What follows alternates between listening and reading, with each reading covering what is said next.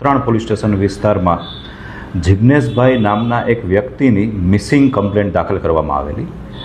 ત્યારબાદ જિજ્ઞેશભાઈના mobile phone પરથી તેમના પત્નીને 50 લાખ રૂપિયાની ખંડણી માંગતો મેસેજ આવેલો, જેમાં જે મિસિંગ પર્સન છે જિજ્ઞેશભાઈ, તેના બદલામાં 50 લાખ રૂપિયા બેંકમાં જમા કરાવી જવા, અન્યથા જિજ્ઞેશભાઈની લાશ મળશે તે પ્રકારનો ધમકી ભરેલો મેસેજ મોકલવામાં આવેલો.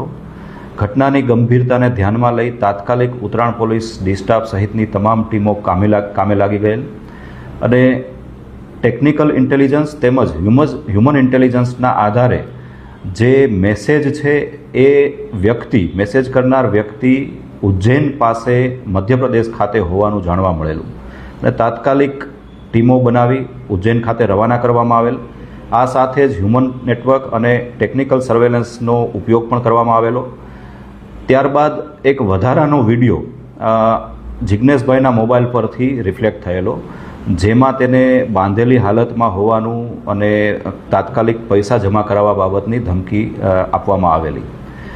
આ વિડીયોના આધારે હ્યુમન રિસોર્સિસના આધારે અને બાતમીદારોના નેટવર્કના આધારે આ વિડીયો ગોધરા ખાતે બનેલ હોવાની જાણકારી મળેલી. તાત્કાલિક ટીમ દ્વારા ગોધરાની હોટલોમાં તપાસ કરતાં જિજ્ઞેશભાઈ મળી આવેલા.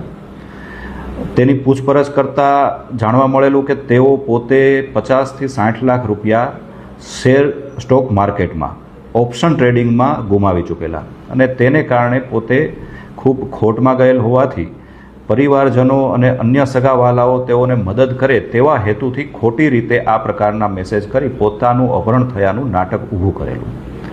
અને આ સંદર્ભે ઉત્તરાયણ પોલીસ દ્વારા જિજ્ઞેશભાઈ વિરુદ્ધમાં ગુનો દાખલ કરી